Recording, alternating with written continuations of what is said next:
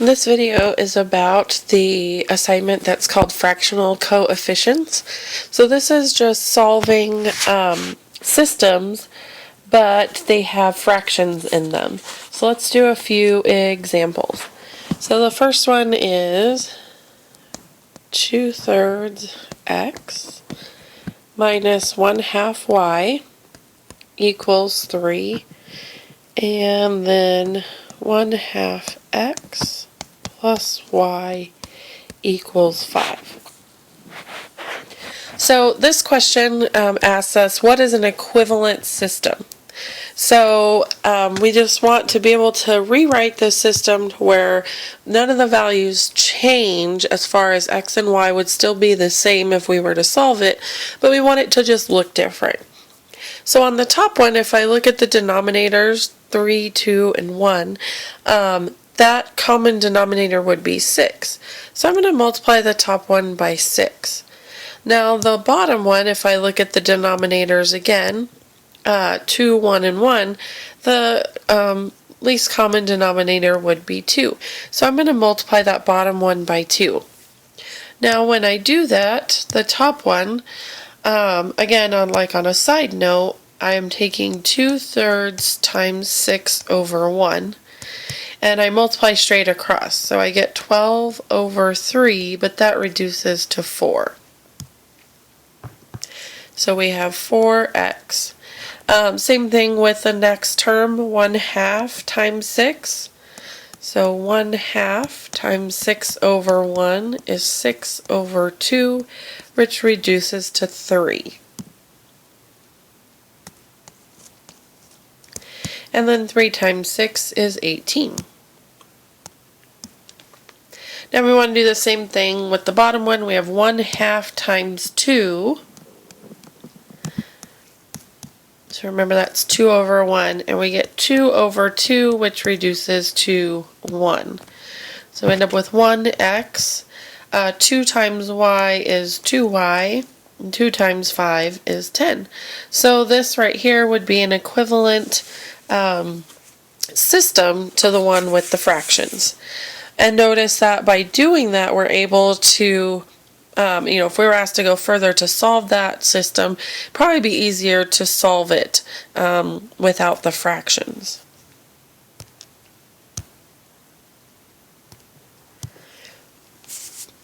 Okay, let's try another one.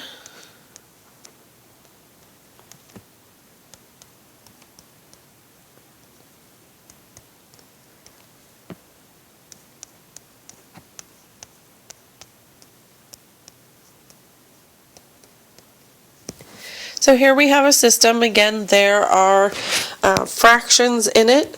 So we look at the first equation, and again 2, 3, and 1. So that common denominator would be 6. So we want to multiply the entire equation by 6. Looking at the next one, 4, 3, and 1. So the common denominator there would be 12. So we want to multiply that entire equation by 12. Again, scratch paper if you need it to do the multiplication. 6 times 1/2 becomes 6 over 2, or 3x. 6 times 1/3 becomes 6 over 3, which is 2. And 6 times 7 is 42. Next one. 12 times 1/4 becomes 12 over 4, which is 3x. And then 2/3 times 12, that becomes 24 over 3, which is 8y. And then 6 times 12 is 72. So that would be an equivalent equation if that's all they asked, or equivalent system rather, if they asked you that. If they asked you to solve, we could go further and solve it. So remember, to solve a system, we can do graphing, but that one's not always accurate. We can do substitution, or we can do the addition or elimination method. In this case, the elimination method's probably the easiest one, since we have coefficients in front of all of the variables. And notice that the 3x on the top equation and the 3x on the bottom equation are the same. So if we were to just multiply the bottom equation by a -1, then we would be able to add these two together to have so where the one of the variables eliminates. So we had 3x plus 2y equals 72, and now we want to take the second one and make it negative. So we have negative 3x minus 8y equals negative 72. Oops. And this one was supposed to be 42. Sorry. Got ahead of myself there. Perfect. So what we're doing is we're adding these two together. So 3x plus a negative 3x is 0. 2 plus a negative 8 becomes a negative 6y. And then we have 42 plus a negative 72. And that gives us negative 30. Now this becomes much easier to solve, so we divide by a negative 6, and so we find that y equals 5. Now we're not done, because remember, solving a system means we need to find x and y. And so what we do, now that we found y, is we can take that and plug it into any one of the equations. So we could plug it into one of these original ones, or the new ones that we have created. Doesn't matter. So if I take the 3x, what was the top one? Plus 2y equals 42, but now I want to insert 5 into there. We end up with 3x plus 2 times 5 equals 42. That's 3x plus 10 equals 42. Subtract 10 from both sides. We get 3x equals 32. Divide by 3. So x, and we can leave it as 32/3. So then we have to realize that now that we have these two answers, remember a solution to a system is typically written in an ordered pair. So this means that when we graphed them, it was where the two lines intersect, and so that's at a point. So that's at the point 32/3, 5.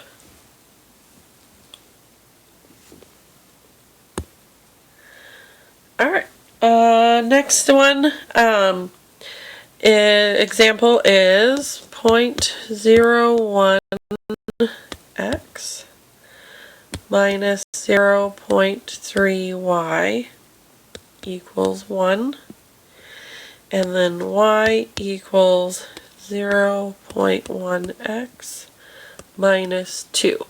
So first we want to find an equivalent system.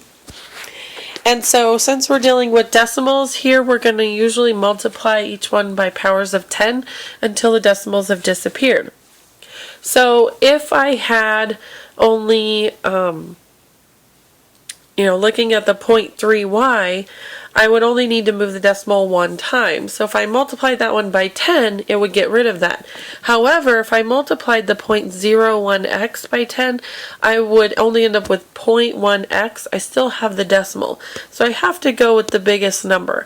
So to move the 0.01x to be a whole number, I would have to multiply by 100. Now the bottom one, we just have one decimal place, 0.1x, so that one we're going to multiply by 10. So on the top one we would get x, 1x, and again you can always use your calculator to double check that 0.01 times 100 is 1. And then we have to take 0.3 and multiply that by 100, and we get 30y. And then 1 times 100 is 100. Now the bottom, 10 times y is 10y. And then 0.1 times x is just x. and then 2 times 10 is 20. So this would be an equivalent system. And then what if we were asked to solve it? Well, in this case, we might want to use substitution to solve this one because we have where there's a variable with 1 as the coefficient. So it makes it much easier to solve for that variable. So in the bottom one, if I just add 20 to both sides, I would have x equals. So let's take a look at that. So the top one, we have x minus 30y equals 100, correct? Yes. And on the bottom one, we're going to have x equals 10y plus 20. Now what substitution is that we take, we see that x equals 10y plus 20. So x is the same as all of this. So instead of saying x in the first one, we're going to plug in all of that in for x. So that means we have 10y plus 20, and then we continue to write the rest of it. Minus 30y equals 100. And that allows us to have only one variable, which is great, because then we can solve it. So we need to take those two and combine them. So we get negative 20y plus 20 equals 100. Then we need to subtract 20 from both sides. We get negative 20y equals 80. Divide both sides by a negative 20.